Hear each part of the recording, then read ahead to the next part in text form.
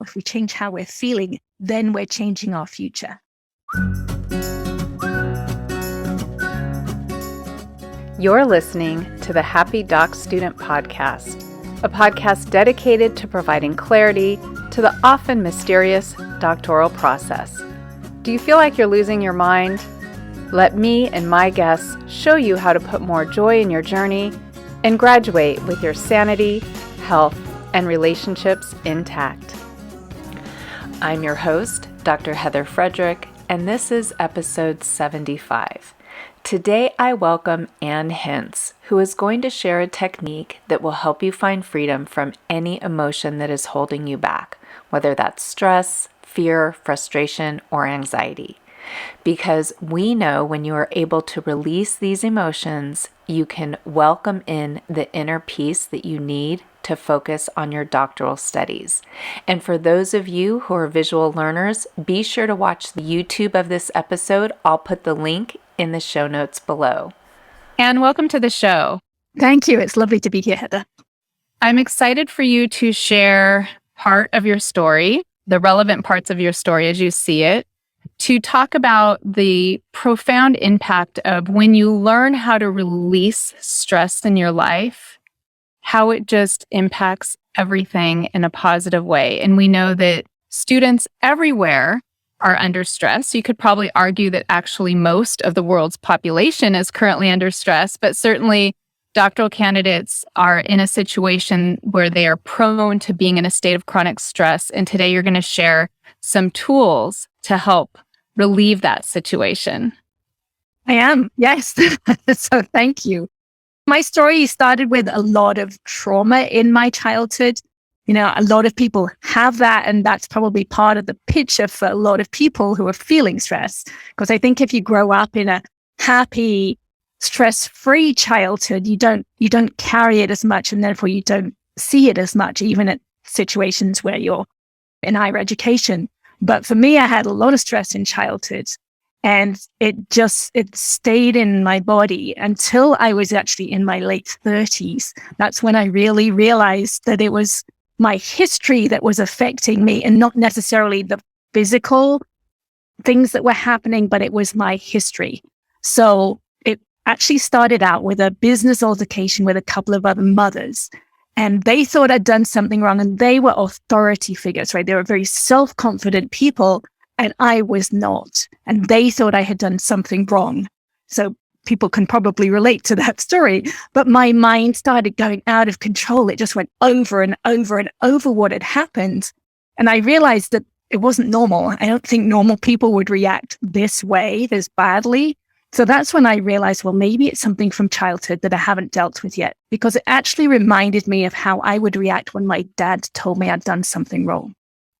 So that was kind of the first inkling that I needed to do something.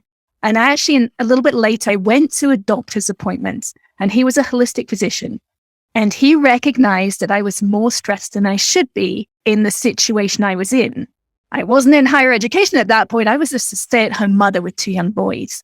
But I was really very stressed. So he asked me on a scale of 0 through 10 what my stress level was, and it was an 8. And then he asked me why. And that was when I knew that it was because when I was 19, I'd woken up one morning and found my mother dead in the bathroom. And the tears from that was still just under the surface, which is now 2 decades later. Right? So that had been affecting me. So he used this technique with me. It's called EFT, which is short for Emotional Freedom Technique. And it's also called tapping. It's a little weird because we're tapping on certain parts of our body as we're talking through something. So he worked with me with this technique for about 15 minutes and walked away from the appointment being able to tell the story of her death in my mind without the emotions there anymore. And that was the first time I realized that we hold that energy of those emotions and those memories physically inside of our body, and we can just let it go. I didn't know that before. This idea that the body needs to be involved when we're learning how to release stress is something that many guests have brought up. And you mentioned that it might be a little weird because you're tapping different parts of your body, but I am always encouraging the listeners, hey, even if something sounds a little different to you, the great news is these guests are sharing things that are free that you can do on your own. So just try it and see if it works for you, right? Right, absolutely. And that's what I did. My higher education was I did a degree in computer science. I was a software engineer, and I liked to know that something works before I spent too much time on it, before I got invested in it. So I went home that day and I went online because it was given away by the person who developed it for free. Gary Craig just gave it away for free. So you can go online, you can learn it in 5 to 10 minutes. It's very simple to learn. So I did that. And then I wanted to try it out. So at the time, I had a 17-year-old cat at home, and his kidneys were failing, and we were told he needed to be given a daily saline shot. So I was the one who had to do that. So the first time I gave him a shot, my hand was shaking so much. I was so afraid of giving him this shot or of hurting him. So I knew I wasn't going to be able to do it every day. It was just too stressful. So I tried out this technique. I tapped, and I tapped about every aspect of it. So I tapped about my hand shaking, my fear of hurting him or of giving him the shot, and all the memories I had about injections, because I've had many over the years because I lived around the world. And the next day, when I gave him that shot, the needle just slid right in. And all that fear that I had just gone out of my body. And that's when I realized that the freedom is on the other side of those emotions, the other side of that fear. And that's where I wanted to be. And I recognized then that EFT is a deceptively simple technique, doesn't really look like it's doing a lot, but it really is.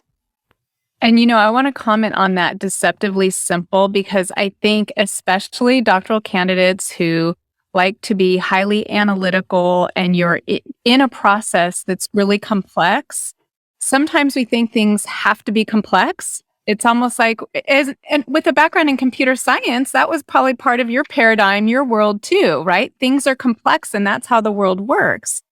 But so many of these techniques that can offer you freedom are simple. And I sometimes wonder if that's why people don't want to give them a try, because they think, oh, that's too simple. That's not going to help.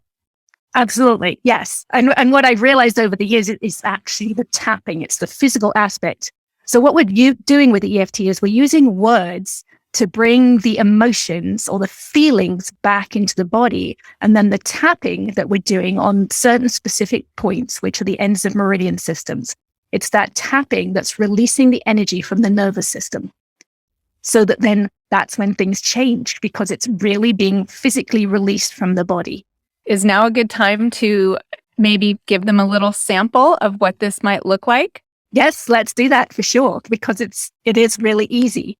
So we're going to use words, right? So to bring the memory into the body. Let's see, what's an example from your... I would say for students, maybe you want to either think about a class that you're taking or you need to take that you're dreading, like statistics. That's always one that brings up a lot of anxiety. Or how you feel when you get feedback. You open up your paper, you've been working on this chapter for months, and it's just bathed in ink. And students will usually say they either want to cry, they feel a pressure in their chest, some sort of situation where it's causing you anxiety. And a lot of people are dealing with things at home that are making it difficult for them to concentrate on their schoolwork. So maybe there's something going on with your work, your partner, your child. So I think probably anyone can come up with a situation, a memory. Do you want it specifically, Ann, to be something that would cause them anxiety? Is that where we're going here? Something that makes them anxious? Yeah, and that's a hard part of this, right? We're so taught to be positive, right? To not delve into the negative, but that's the beauty of EFT. It works on the negative. And what I realized from the rest of my story, right, I can actually put my awareness inside my body at this point. So I know that there's tension or no tension in there. And all we need to do is find the tension. That's the darkness. That's what is affecting us. So yes, we want to find that stress and relieve it. So let's just use something maybe like, even though I hate being judged.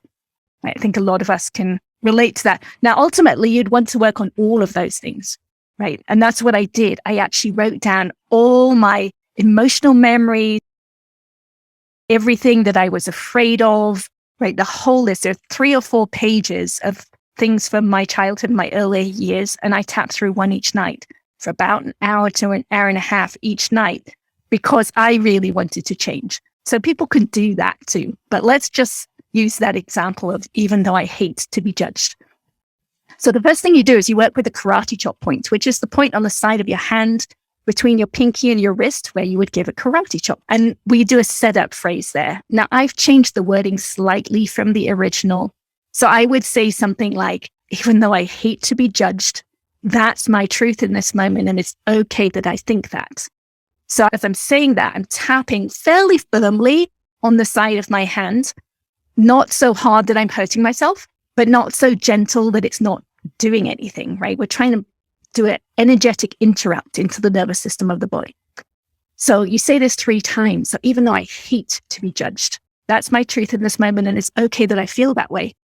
Even though I hate to be judged, that's my truth in this moment, and it's okay that I think that.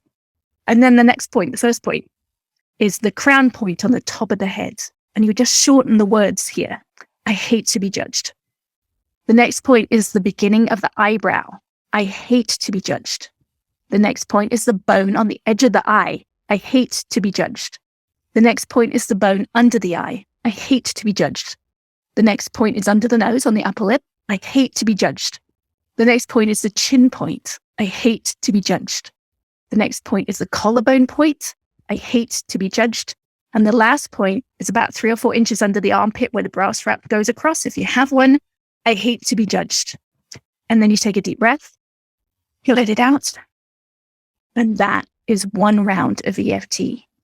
Now, what you do is you go through it again and again and again until the emotion has dissipated, right? So I'm using it in my voice to begin with, I hate to be judged. Once all the emotion has left, it will just be words. I hate to be judged. Now you can hear the sound difference because the energy behind it has gone. So that is the aim. You're just letting the energy go. And one of the great things, again, from my engineering background, is EFT will actually provide feedback to let you know that it's releasing energy. So there's the obvious one that the voice will change. Tears are always a release of resistance, but a lot of people will yawn, or they will burp, or they will sigh, or they will get really, really sleepy. So those are all signs that you can take with you that, okay, this is working. My body is releasing resistance at this point. So in general, then when you're tapping, Ann, are you waiting? Are you conscious of a shift in something? You're going to tap until you feel the shift? Until you feel like, yes, like if you're using the words, right, you'll be able to tell that the words no longer have any charge behind them. So yes, that's the goal. Now, sometimes a memory will pop up of something similar, right? It's down the same neural pathway, and you'll pop up a memory from childhood probably, or early in your life. And then you can work on that because it's very much a layer by layer process. It's opening up the subconscious mind, right? So even when you're working on a story, like from a trauma that's happened in the past, like with my mother's death, the first time I walk through that story and I'm using the words of the story to bring the emotions to my body so I can release them. So I would work through the story, feel the emotions, let them go. Then I'd go back to the beginning of the story and more details of the story would come to mind that I could then work on. And then I'd do it again and I'd come back to the beginning. So you just do a story over and over again. It opens up, you get more details, and it's like cleaning out a wound. And I would say it's literally cleaning out dis-ease that's stored in the body. I picture an onion. You're peeling back these layers. And when I've done similar work, you start with something, you think this is what's really bothering me, or this is what I need to work on. And you work on that. And suddenly this thing pops up you haven't thought about in a decade. And you're like, wait, that's still there. And then you work on that and you just keep peeling back these layers to, like you said, release this dis-ease, things that are causing us to feel uncomfortable that manifest in ways that don't serve anyone, but especially someone who's working through a doctoral program. And you're actually finding your truth in the moment. We hide our truth so much and we don't realize we're doing it. We have no idea we're doing it. So you might think you're procrastinating because you don't want to do something specific. But when you tap on, I just don't want to do that. I just don't want to do that. Well, then once you've released that resistance of not wanting to do that, a deeper level truth will come up. Well, maybe there's one particular thing that you were afraid of happening, and then you can tap on that. Yeah. So you're just going deeper and deeper, finding your actual truth.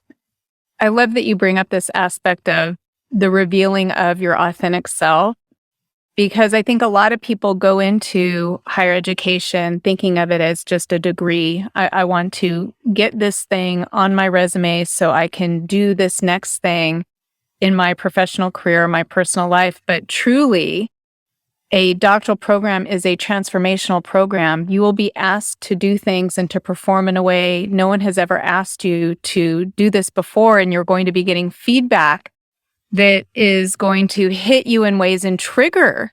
Like you said, you brought up, it reminded you of your father, and it really is this experience. I really encourage people, don't just think of this as an educational program that you're going to get through and you're going to learn content to make you an expert in your field, which you will. But hey, while you're there, use it as the transformational experience to really get in tune, in touch, however you want to say it, with who you really are. And tapping sounds like another tool in the toolbox to help someone do this. Absolutely. And we have no idea what is truly inside of us. I mean, for me, until I did this work, right? So I do believe it's opening up the subconscious mind, because when I started this work, I had no idea how I felt, right? If someone asked me, how are you feeling today, Anne? It was always, I'm fine, because I didn't really know how I felt. I wasn't aware of myself at a deeper level. So the tapping over time, and I said I did go through all my childhood and tapped it all out. And I found my mind becoming quiet. I became less reactionary, more peaceful. Right? I was able to take a lot more on because I didn't react to it. I didn't have as much resistance.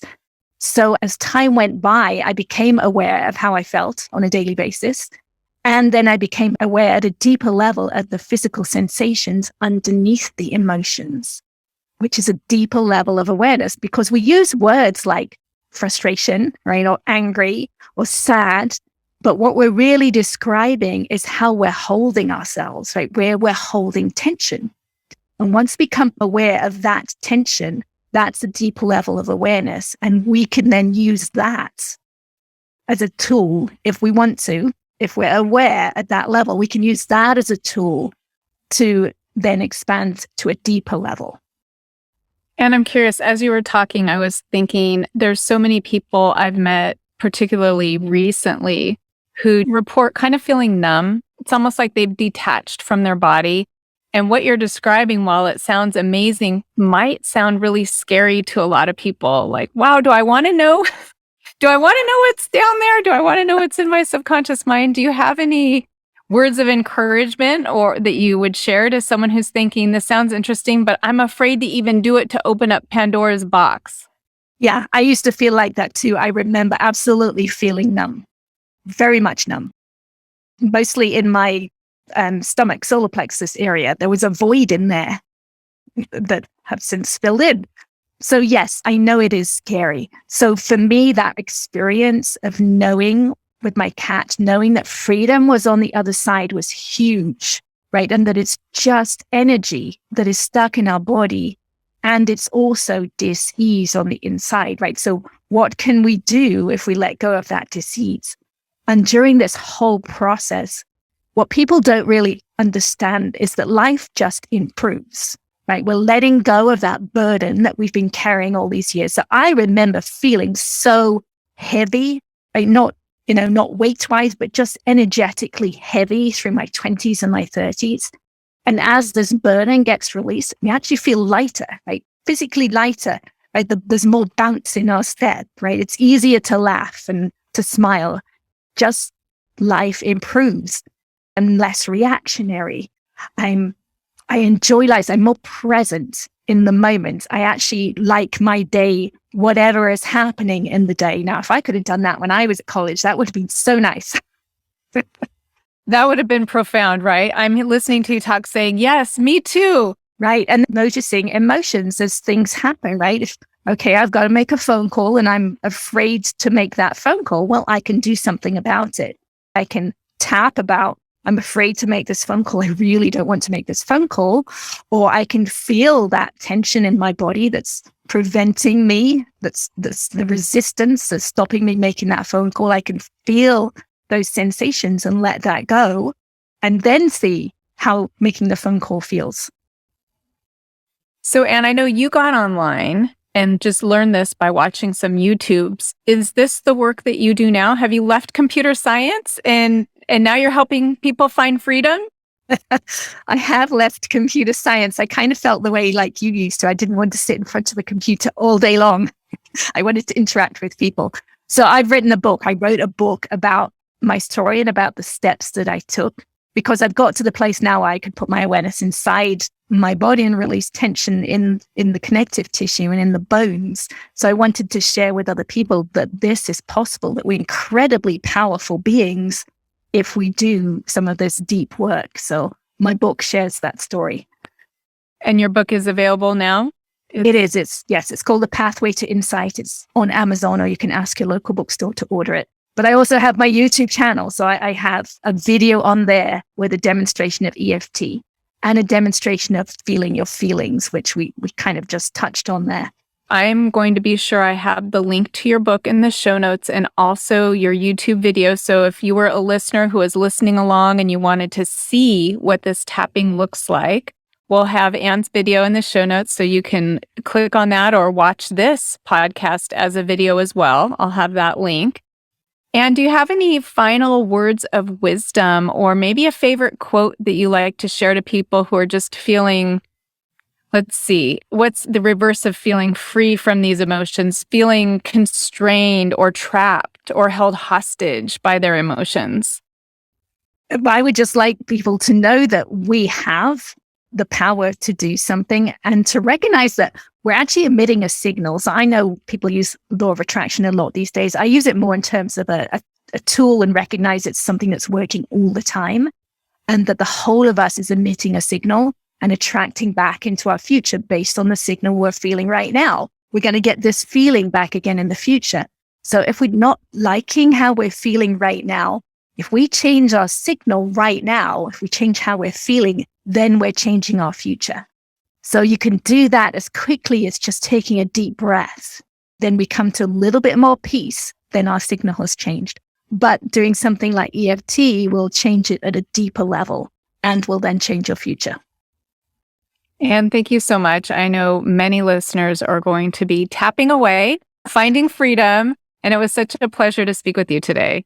Thank you. It's been lovely to share. Thanks so much for listening, and I look forward to connecting with you on the next episode. Until then, I'm wishing you more joy in your journey. The Happy Doc Student Podcast is brought to you by expandyourhappy.com, and you can learn more there. Hey, one more thing. Just a quick reminder that the information, opinions, and recommendations presented in this podcast are for general information only.